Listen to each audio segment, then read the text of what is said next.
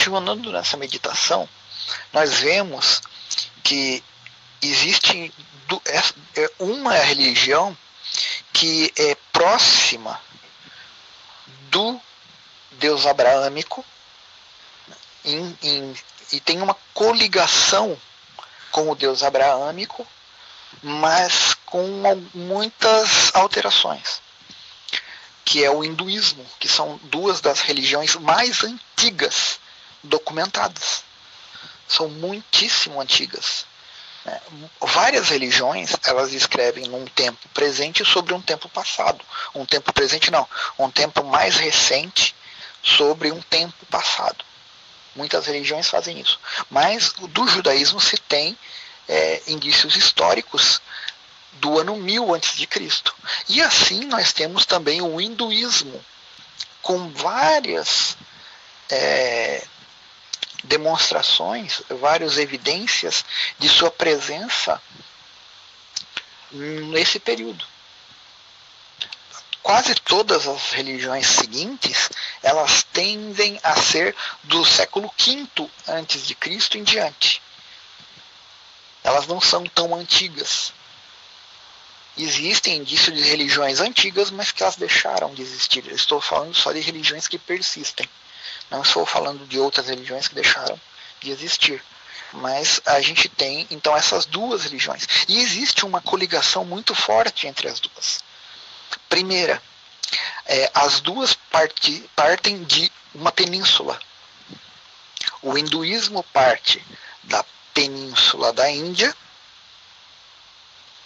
e o judaísmo parte da península arábica.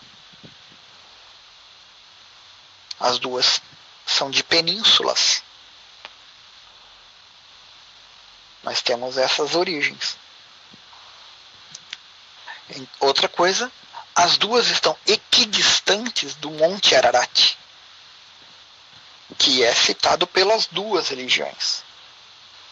Ambas as religiões citam o Monte Ararat. Por que o Monte Ararat é referência? Porque ambas as religiões citam o dilúvio. Não são as únicas, mas as duas citam. As duas religiões são baseadas em castas.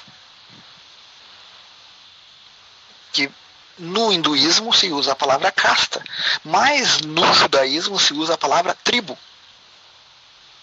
Existe a tribo dos levitas, que são os sacerdotes. E lá na Índia existe a casta dos sacerdotes. Então, é castas.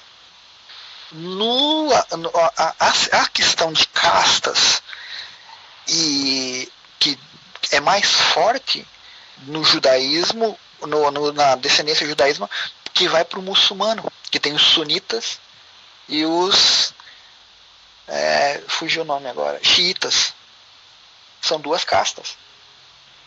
É muito forte. Xiitas e sunitas. E no judaísmo é a questão de tribos.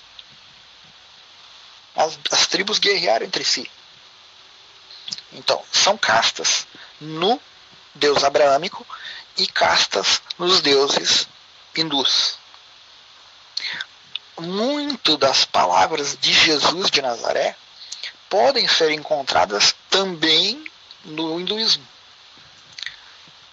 Pão da vida, água da vida, luz do mundo.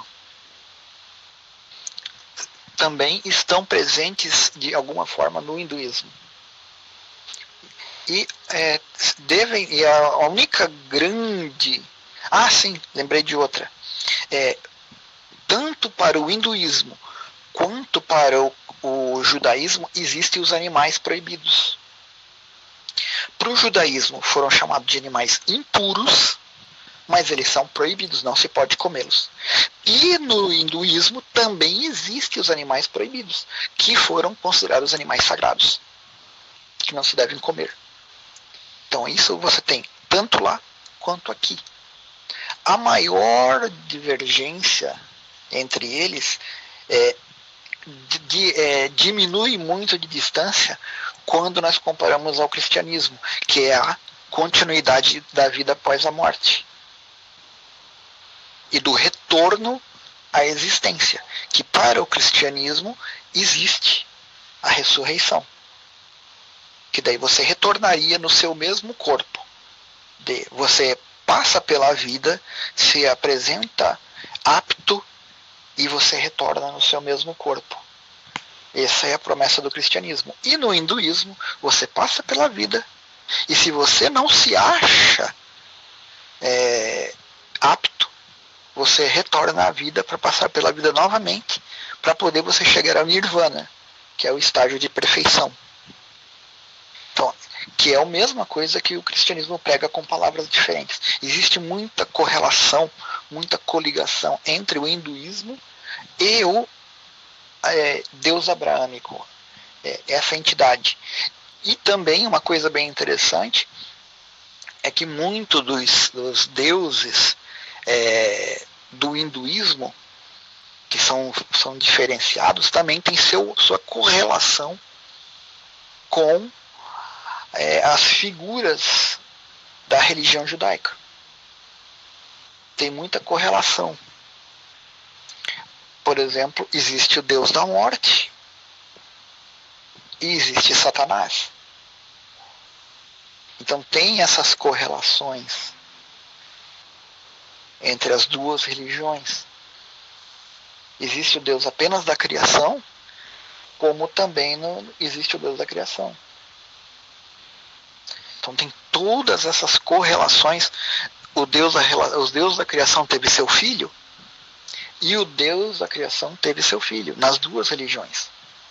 Então existe uma correlação muito grande entre o hinduísmo e o judaísmo, né, que é o Deus abraâmico. As entidades são muito parecidas e são tão antigas quanto. Porque são as evidências, provavelmente elas são mais antigas, mas as evidências já são do ano 1000 antes de Cristo. Né, que o antes de Cristo porque é uma forma de datação, né, independente de religiosidade ou não, mas é uma forma de datação comum, antes do ano 0, né, que eles contavam de trás para frente, então antes do ano 0. Mas quando a gente vai ver, por exemplo, o calendário judaico, né, que nós estamos por volta do ano 6000 quase, o calendário judaico hoje já passou, não tenho certeza, e o hinduísmo também tem uma forma de contagem que dá mais ou menos, bate mais ou menos a mesma contagem do calendário judaico. É bem próxima a datação. E essas correlações, criaturas míticas, né? Por exemplo, a forma dos querubins, né? A forma dos serafins, quando apresenta os querubins, que são aquela forma meio animalesca, nós vemos que também no hinduísmo tem as criaturas que são chamadas de deuses com forma animalescas, Ganesh e etc. Também tem essa correlação. Né?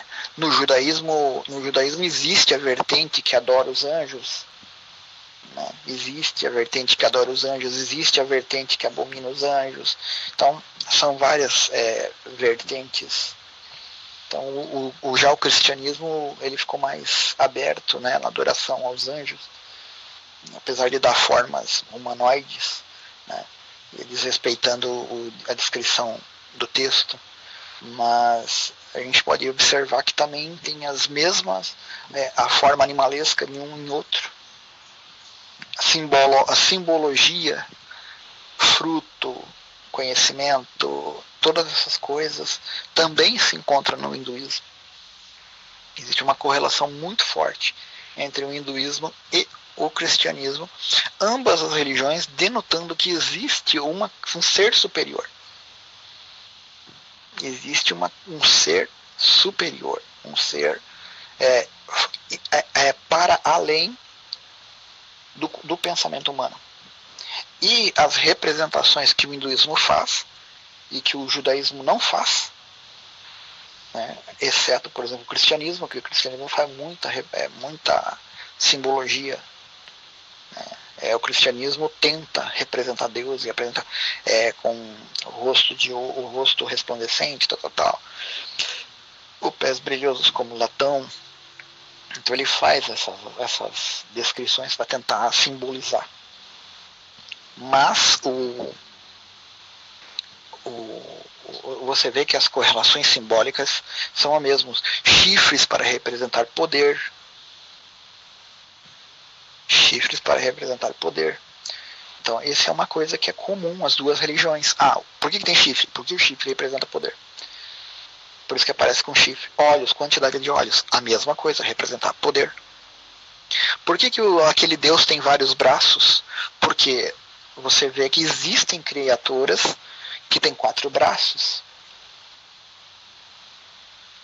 Que são 4 braços, 6 asas, ou eu não me lembro quantas asas tem agora, mas ou é 4 braços, 4 asas, ou é 8 asas, eu não recordo mais, mas é a descrição dos querubins.